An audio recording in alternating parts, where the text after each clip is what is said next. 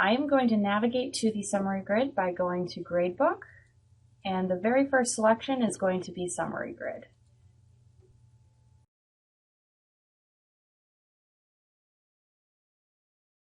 Every time you come into the summary grid, you'll want to pay attention to the filter bar up here just to be sure what course you are entering in grades for, especially when you have several courses that are on the same subject. You'll also see that information listed here within this gray bar. Here is a drop-down to select the marking period. I am currently in quarter 2, however, I could jump into quarter 3 or quarter 4 as needed to add in future assignments. Before getting into the grid itself, let's take a look at this summary report. The summary report is going to give me an exact printout of all of the assignments that are currently listed within the summary grid. So all of the assignments and the grades associated with them are going to be printed out within this report. This is just a nice option if you want to have a physical copy of what your summary grid is. And the next page just continues on the information here. User view filters is colored slightly differently, and that's just indicating to me that there is a filter that is currently active for my grid. So if I want to change that or remove it altogether, you can click on User View Filter, as you will be able to really customize the information that is listed within your grid. Here in Grid Preferences, you're going to notice a lot of the text items are going to have red text. That's just indicating that that is part of the default selection for the summary grid. You can choose to hide or show withdrawn students, set the preferred grid width to small, medium, or large. This is really more for what is your computer screen display size. So I have mine currently set to large, but I could make this medium instead if I wanted to. Preferred grid page height. This is dependent on the number of students you have in your course, with the maximum being 30 students. When adding, editing, or deleting assignments, do you want to refresh the grid automatically or manually? I tend to leave it at automatically, otherwise you'll have to make sure you remember to select the refresh grid button. Show or hide the following columns. I have the teacher notes column. I have it set to hide automatically, but I can show it later. Total points, points scored, term average, and if applicable, current final average. All of them I have set to show, but you can always hide them later as needed. Order of the grid. It is defaulted to be ordered on the student roster page selection. However, you can also choose to have it by alphabetical, by last name, by total points, current final average. You can change this throughout the year as well. And you can also order the assignments by due date, which is sorted by newest to oldest, newest being closer to the left-hand side of the screen. But you can select any of the items here in order to order the assignments. Grid filter. This is going to allow you to really limit what you see within your summary grid, which could be very helpful, especially if you plan on focusing on a week-by-week basis of what's in there. So you can limit the assignments shown by date if you wanted to limit it to either the whole year, or if you wanted to only see that month's worth of assignments, you can do so. What date do you want to use? The date due or date assigned, and this is applicable to the limit assignments shown. So you'll notice that date assigned is the default option, but date due is selected. Now down here in this box, it is letting me know that limit assignments shown by category, there is something different. So by default, all of these categories should be selected, and that's just telling the grid that you want to see every single category and all items within it listed in the grid. And it looks like I have actually deselected the lesson plans. So what I'm going to do to select all of them is hold down the Control key on my keyboard and click on lesson plans. And that's just going to make it so now all of my assignments are going to be shown. You can choose to hide ungraded assignments or hide graded assignments. Neither of these are selected by default because the system is assuming you're going to want to see all assignments, whether graded or not, to start. Show formative and summative assignments is the default here, whereas otherwise you can show only summative versus formative. This is mostly applicable to standard grading, but just by default it is selected to show both of them. And you can also limit the students you see. So if you only want to see students with missing assignments, exempt assignments, or dropped assignments, you can do that. And this can be used as a temporary filter as well. So if you just wanted a list, especially if you had a lot of students in your course that showed all the students with missing assignments, you could have a parent-teacher conference. You can set that up at least temporarily.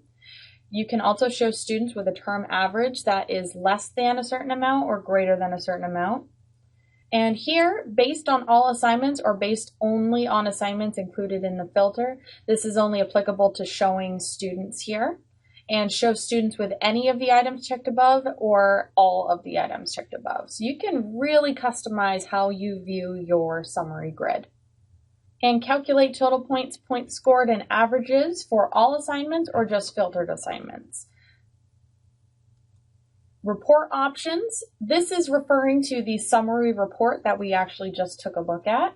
And you can actually choose to exclude the student name and student ID numbers if you wanted just strictly the grade values. And you can also have more spacing between each of the assignments as well as the student name information as well. So this is helping to customize this summary report here. And since I did make some changes on the grid filter area, I'm going to click on Save Changes. But if you come in and start making changes to the defaults and decide later that you want to just go back to what the system had generated previously or just as the default, there is a button to reset the grid to the default values. I'm just going to click on Save Changes. Show percentages is going to display the grid in a percentage-based value instead of these point values here.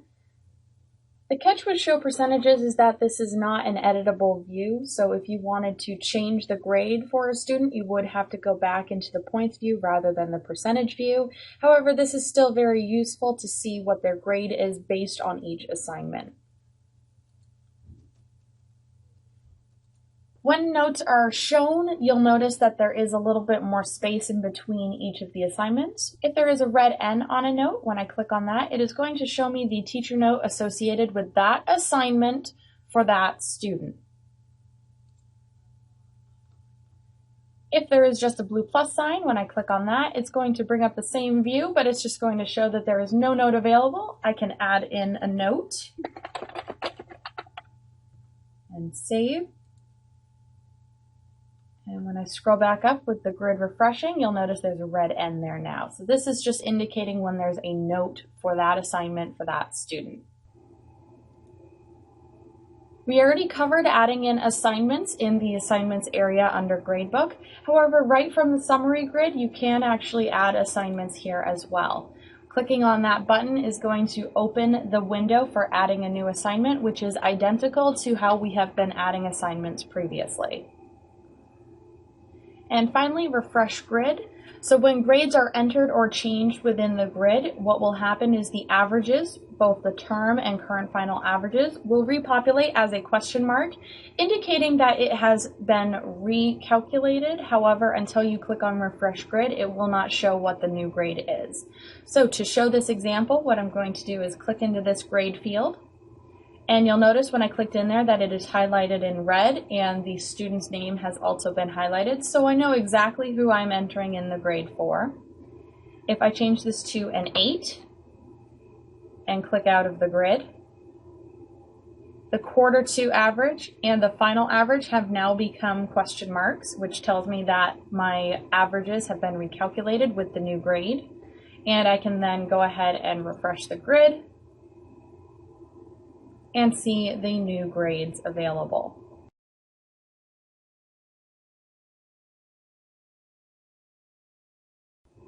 Jumping into the summary grid itself, we're going to first pay attention to the student's name column. Reason being is because there's more functionality here than just the listing of the student name.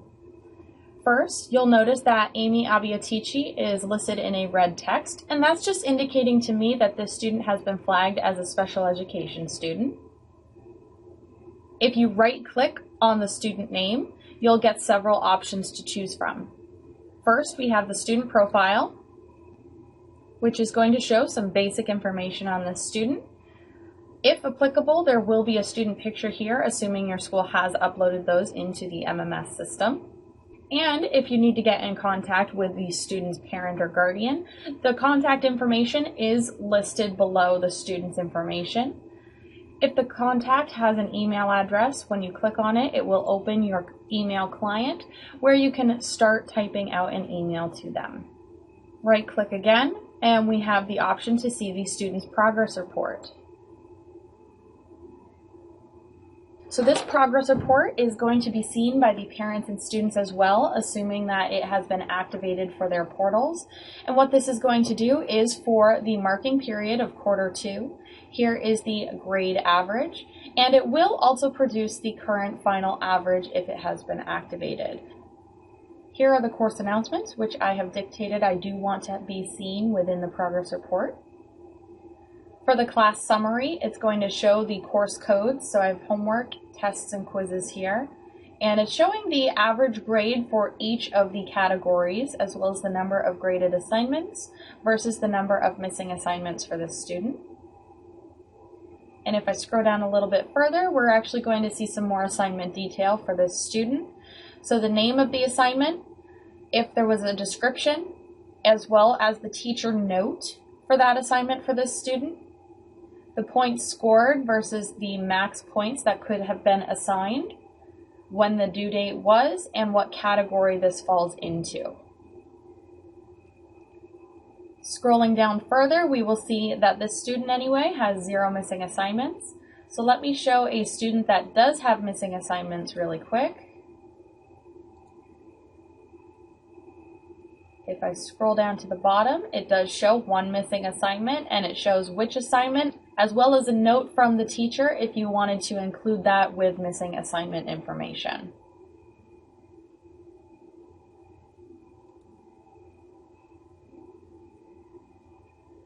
Right-clicking on the student again, we have a progress report with standards, so if your school does have standards grades, you will have that option for a progress report as well, which it looks similar to the original progress report, however, it is split up by standards instead.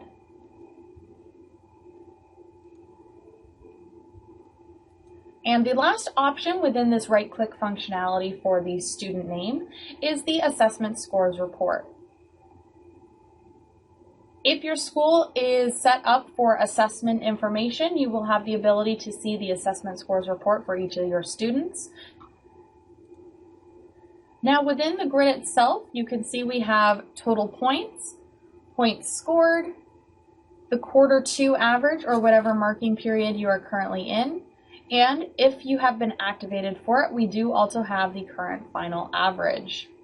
So these 4 columns cannot be manually edited. The points adjust based on the assignments that are within the grid, and the Q2 average and current final averages are going to change based on the grades that are entered for each student. You'll notice several different colors within the grid itself. The pink and the reddish colors here indicate that these are calculated values. The blue indicates a required assignment. Purple indicates a formative assignment, which again is typically associated with standards grades. And yellow indicates an extra credit assignment.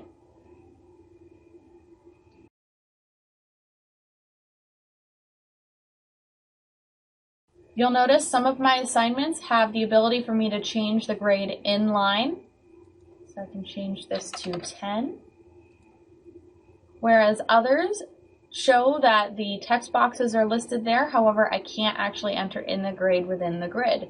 And that is just indicating that there is a standard or skill associated with this assignment. So to access the grading area for standards, you're going to want to click into one of your students' grade text boxes and start typing in a grade. This is going to open up the grading area for the standards grades for this course. After entering in your points scored, you can click on Compute Standards Grades, and what will happen is the standards will have the grades populated for you.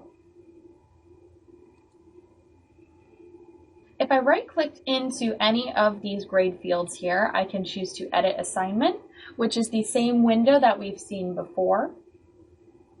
Delete the assignment, which I advise to use with caution.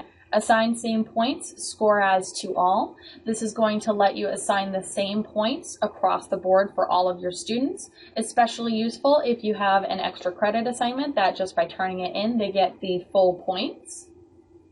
If standards were associated with this assignment, you can also get to that Edit Standards Grades area that we just looked at from this right-click functionality as well. You'll notice that there is a second Edit Standards Grades, and the difference between the two is that this is the standards grades for the class, whereas if you wanted to edit the standards grades just for the student that we have selected the text field for, you can do that as well. Required is the default selection for grade, so anything entered into a required grade field is going to affect the student's grade based on what was entered. Missing assignments are also going to affect the student's grade. However, it is going to be in a negative way because the grade becomes a 0. It is highlighted in red text and also has an MI listed in the grade to indicate that it is missing. Dropped grades and exempt grades. Instead of going through the show notes area to add in a teacher note, you can also access edit teacher note from this right-click functionality as well. So you'll notice here that I have several grades that are highlighted as missing. If I were to change this grade to dropped, it will also be highlighted red and have a DR.